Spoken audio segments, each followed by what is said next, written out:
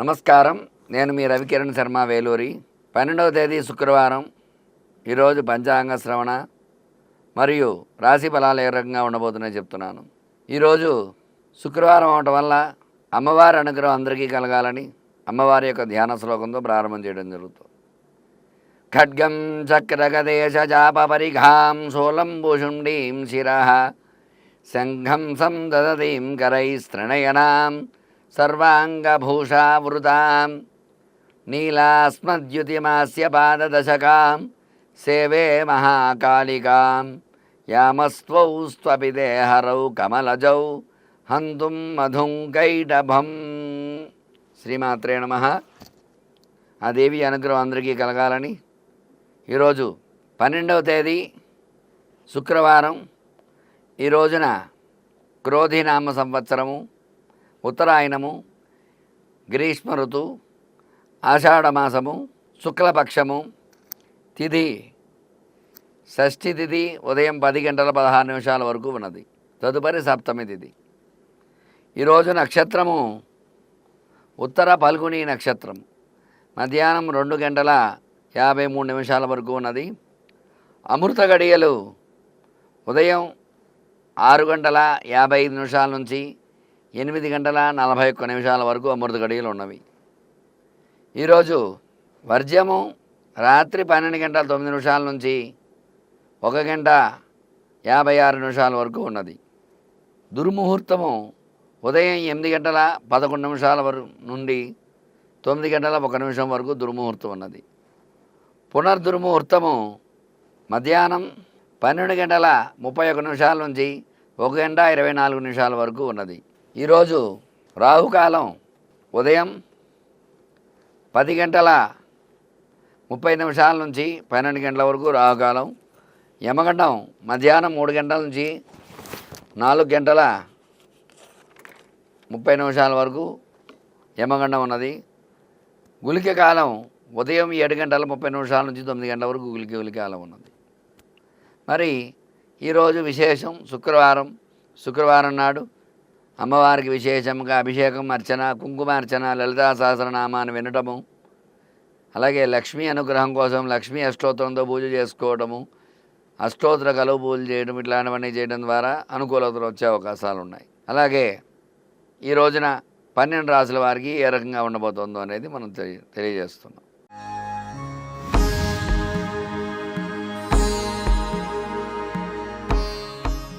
మేషరాశి కుజుడుకు శుక్రుడు విరోధి కాబట్టి ఈ రోజున కొంచెం ప్రతికూలతలు వచ్చే అవకాశాలు ఉన్నాయి ఈ రాశి వారికి.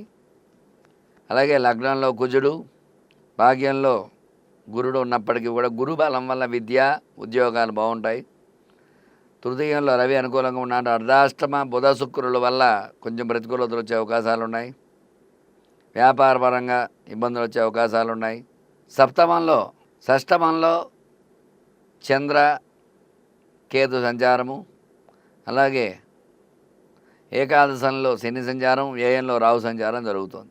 ఈ రాశికి ఈ రోజున విశేషముగా లక్ష్మీ అష్టోత్తరంతో అమ్మవారి అర్చన చేయడం ద్వారా, అష్టోత్తర కలువలతో అమ్మవారి ఆరాధన చేయడం ద్వారా వ్యాపార అనుకూలతలు వచ్చే అవకాశాలు ఉన్నాయి.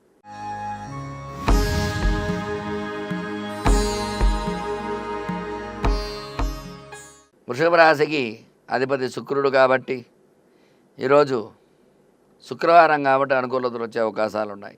శుక్రవారంతో ప్రారంభమవుతుంది కాబట్టి జన్మంలో గురుడు, అలాగే ద్వితీయంలో రవి అనుకూలంగా ఉన్నాడు. తృతీయంలో శుక్ర బుధులు అనుకూలంగా ఉన్నారు. పంచమంలో చంద్రకేతులు అనుకూలంగా ఉన్నారు. ఏకాదశంలో రాహువు, దశమంలో శని, అందరూ అనుకూలంగా ఉన్నారు కాబట్టి ఈరోజు అనుకూలతలు వచ్చే అవకాశాలు ఉన్నాయి. వ్యయంలో కుజ సంచారం వల్ల కొంచెం ధనం ఖర్చు అవుతుంది. వ్యాపారం అది బాగుంటుంది. శుక్రవారం కాబట్టి అన్ని రకాల్లో కూడా విజయకేతనం వేయడం జరుగుతుంది. వీళ్ళకి నరఘోష ఎక్కువగా ఉంటుంది కాబట్టి వీళ్ళు కాలభైరవ స్తుతి పారాయణ చేయడం ద్వారా అనుకూలతలు వచ్చే అవకాశాలు ఉన్నాయి.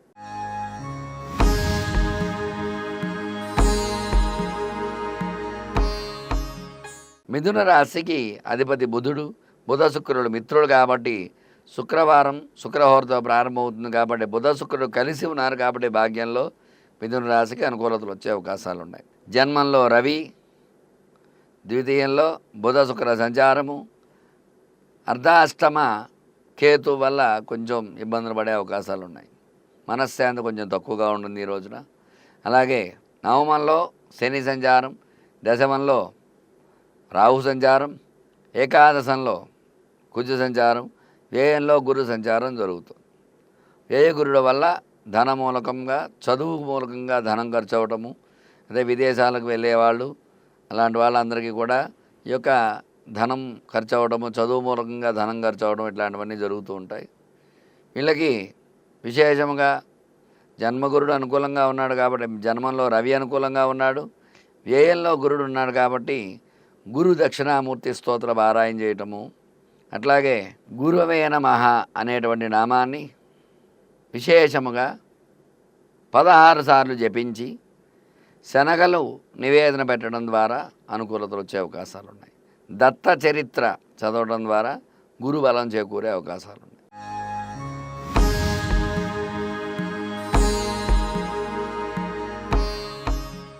కర్కాటక రాశికి జన్మంలో బుధ శుక్ర సంచారం, రాశ్యాధిపతి చంద్రుడికి శుక్రుడు అనుకూలం కాబట్టి ఈరోజు కర్కాటక రాశికి అనుకూలతలు వచ్చే అవకాశాలు ఉన్నాయి.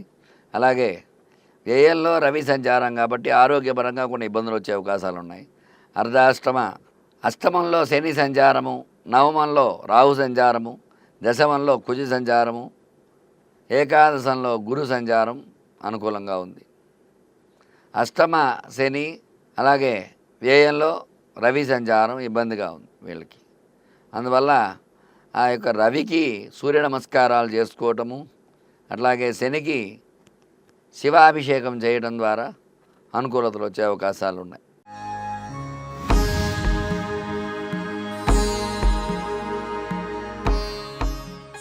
సింహరాశి అధిపతి రవికి శుక్రుడు వ్యతిరేకం కాబట్టి సింహరాశి వారికి ప్రతికూలతలు వచ్చే అవకాశాలు ఉన్నాయి. ఆ యొక్క రవి ఏకాదశంలో ఉన్నప్పుడు కూడా వారాధిపతి శుక్రుడు విరోధి కాబట్టి కొంచెం ఇబ్బందులు వచ్చే అవకాశాలు ఉన్నాయి.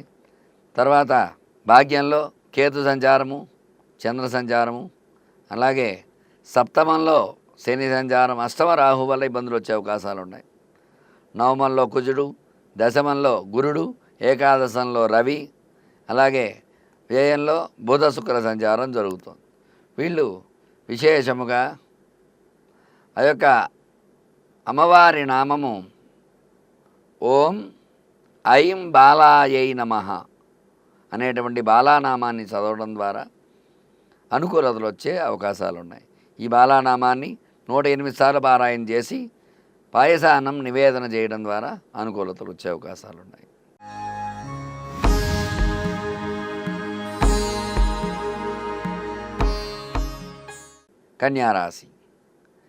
కన్యారాశి జన్మంలో కేతు చంద్ర సంచారము, షష్టమంలో శని సంచారం, సప్తమంలో రాహు సంచారం, అష్టమ కుజుడు సంచారం జరుగుతుంది. అష్టమ కుజుడు వల్ల ఇబ్బందులు వచ్చే అవకాశాలు ఉన్నాయి.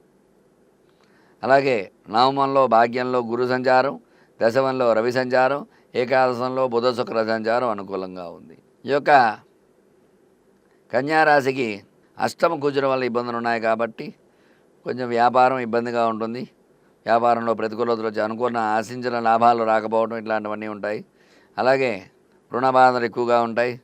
వీళ్ళు విశేషంగా రుణ విమోచన అంగారక స్తోత్రం పారాయణ చేయటము, అట్లాగే రుణ బాధలు తొలగడం కోసం హయగ్రీవ కవచం పారాయణ చేయడం ద్వారా అనుకూలతలు వచ్చే అవకాశాలు ఉన్నాయి.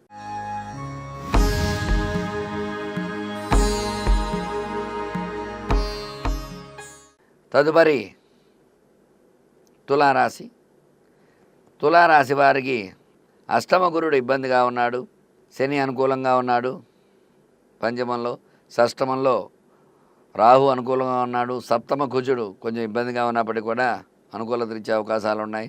ఎందువల్లంటే కుజుడు స్వక్షేత్రం కాబట్టి అనుకూలతలు వస్తాయి. అష్టమ గురుడు భాగ్యంలో రవి సంచారం, దశమంలో బుధ శుక్ర సంచారం అనుకూలంగా ఉన్నారు. అయితే అష్టమ గురుడు వల్ల ఇబ్బందులు ఉన్నాయి కాబట్టి వీళ్ళు విశేషముగా ఓం బృహస్పతయే నమః అనేటువంటి నామాన్ని 108 సార్లు పారాయణ చేయటము, దేవానాంచ ఋషీనాంచ గురుకాంచన సన్నిభం వందన ఇంద్రలోకానాం ప్రణమామి బృహస్పతిం అనే శ్లోకాన్ని 16 సార్లు పారాయణ చేయడం ద్వారా గురుబలం చేకూరి అనుకూలతలు వచ్చే అవకాశాలు ఉన్నాయి. ఈ రోజున ఒక 11 మంది విద్యార్థులకి ఏదైనా పుస్తకాలు దానం చేయడం ద్వారా గురుబలం చేకూరే అవకాశం వెలుగున్నది.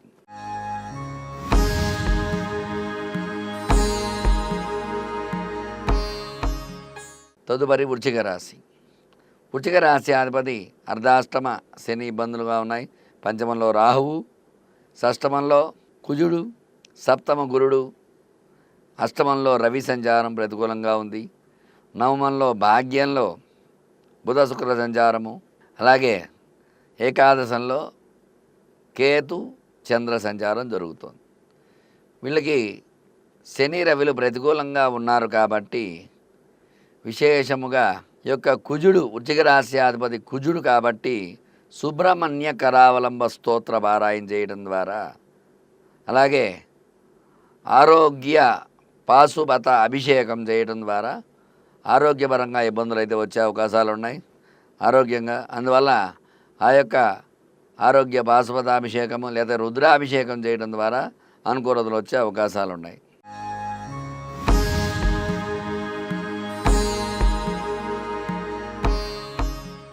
ధనురాశి.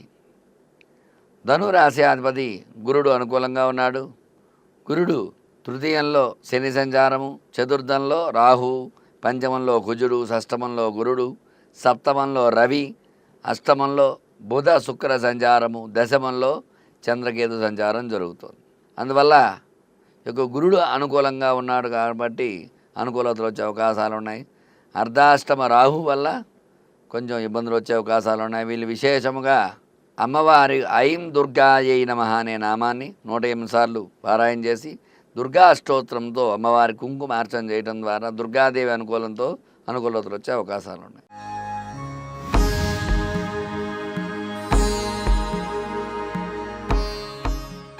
తదుపరి మకర రాశి. మకర రాశి అధిపతి శని భాగ్యంలో ఉన్నాడు. తృతీయంలో రాహు సంచారము, చతుర్థంలో కుజ సంచారము, పంచమంలో రవి సంచారము, షష్టమంలో బుధ శుక్ర సంచారము, అష్టమంలో చంద్ర కేతు సంచారం జరుగుతుంది.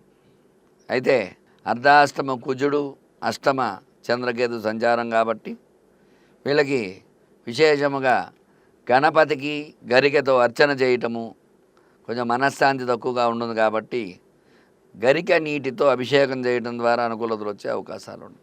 అర్ధాష్టమ కుజుడు వల్ల కుజ అనుకూలత కోసం ఎర్రని పుష్పాలతో సుబ్రహ్మణ్య స్వామికి అర్చన చేయడం ద్వారా అనుకూలతలు వచ్చే అవకాశాలు ఉన్నాయి.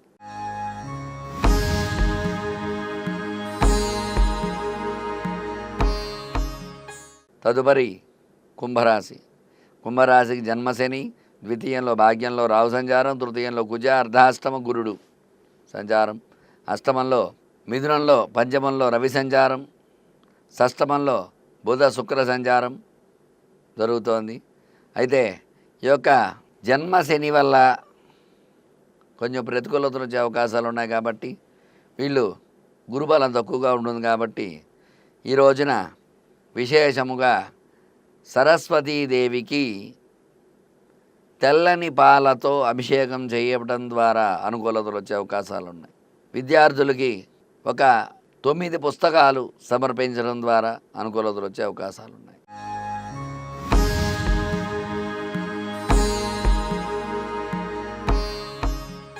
మీనరాశి.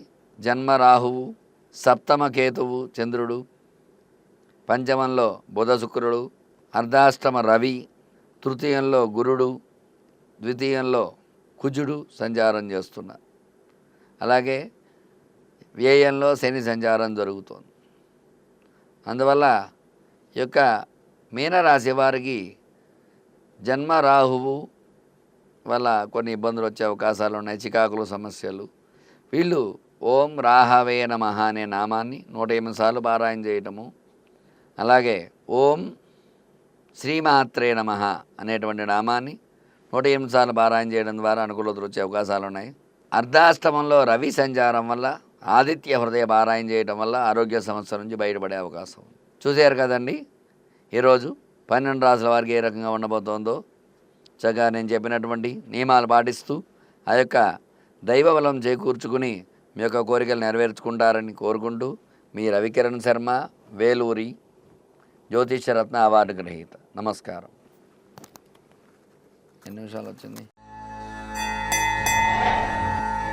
ధర్మం, మర్మం, శాస్త్రం, స్తోత్రం ఇలాంటి మరెన్నో విషయాల గురించి తెలుసుకోవడానికి సబ్స్క్రైబ్ చేసుకోండి ఆధాన్ ఆధ్యాత్మిక.